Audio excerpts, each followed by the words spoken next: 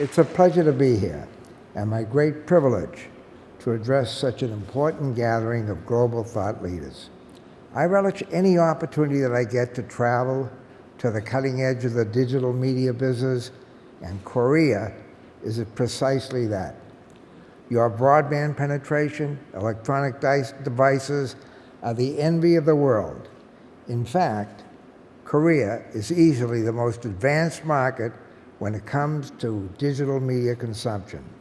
Now, although I may appear to be a member of the young, hip Gujarati, I am not a futurist, nor a technology sage. Strands of silicon and light now span the globe, and teleconnect its furthest reaches. But I still find there is no substitution for face-to-face engagement, particularly with global partners and with government officials. I have a great passion for this media business, and my global travels only fuel that passion. I derive a lot of energy and insight from my meetings with industry leaders, technology pioneers, government ministers in innovative markets such as Korea. But of course, the most instructive feedback that I get is from consumers in the 160 countries and territories that Viacom and CBS operate in. Audience are the ultimate arbiter of success in the media business. I never forget that. In fact, it's with the consumer in mind that I am going to say something that might strike this future-forward audience as heretical. I'd like to suggest that we look back in planning ahead. In our headlong rush to embrace change, we would do well to heed that which does not change, the constants in our business and in our societies. Let's remember that it is the consumer who dictates the pace of change. Audiences adopt technology, it's not the other way around. And the pace of change dictated by consumers is, relatively speaking, more evolutionary than revolutionary. 15 years ago, only 15 years ago, we were told that technology would transform the way we live, the way we work, the way we entertain ourselves, so much as to be unrecognizable. The shopping mall was doomed, as was the book. These seemed almost an anachronism in the light of the emerging internet consumer. We're more than a decade past the dawning of the dot-com era, and the American market is nowhere near achieving this vision. And while Korea leads the world in the adoption of technology, it has yet to be completely realized. People still read books, imagine. They still shop in real stores. They go to the movies. In fact, Korea is one of the top theatrical exhibition markets in the world. So much has happened in our world, particularly in the media and telecommunications space, and then again, so much has not. The future, it seems, is an elusive beast.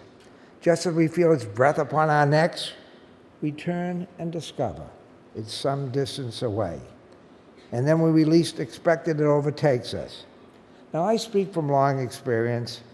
I have helped pioneer any number of breakthrough models in my career. And I can say with some assurance that change is the only constant in this business. But even in change, there are constants, and those constants are as follows. Content. Content is a once and future king. As platforms and players proliferate, only one truth is self-evident. Content reigns supreme. The demand for content only grows in a digital world, and the cream of that content will always rise to the top. The global village, it's true, will continue to grow, incorporating more and more of the world's consumers in new and exciting ways.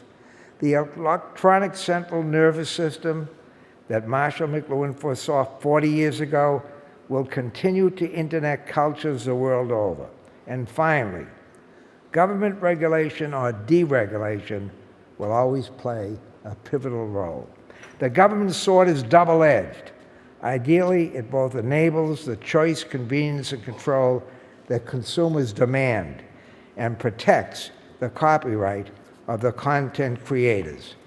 So to sum it up, content, globalization, regulation, these are the three constants shaping the global media business yesterday, today, and tomorrow. The global village will continue to grow, extending its reach to more and more and more of the world's consumers. International markets, in fact, are the future of our business. Thanks to toppling regulatory barriers, tumbling telecommunications costs, we are today interconnected electronically as never before in our history. We are a globe swimming in information and entertainment options, and those myriad options are transforming our experience of life. Societies the world over are being reshaped by powerful new technologies in light and silicon, now hafnium, many of which are being pioneered where? In Asia. These new technologies, as you know, can surmount national and cultural boundaries in the blink of an eye. And they can take business and their consumers farther, faster, cheaper, deeper than ever before.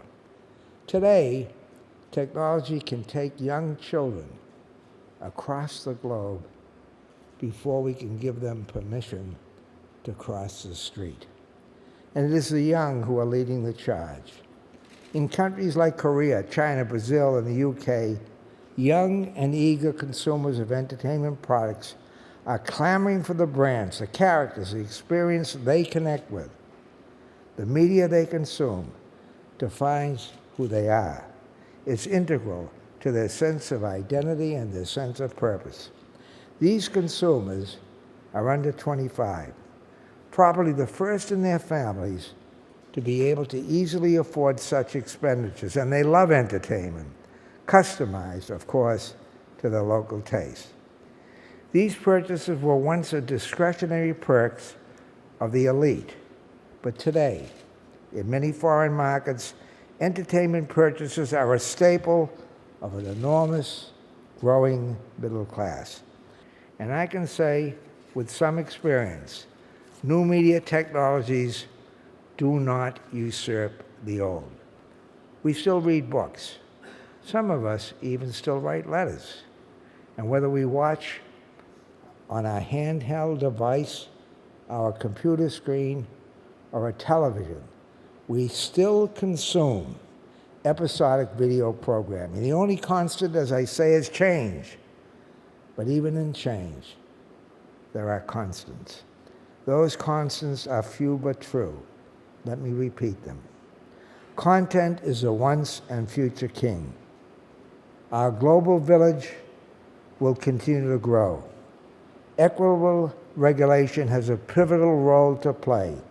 Perhaps the greatest and the most enduring content of all is our duty to the consumer that we entertain and whom we inform. If we keep our focus on the consumer, be assured the rest will follow, and that will never change. So, it's been a great pleasure sharing with you my views.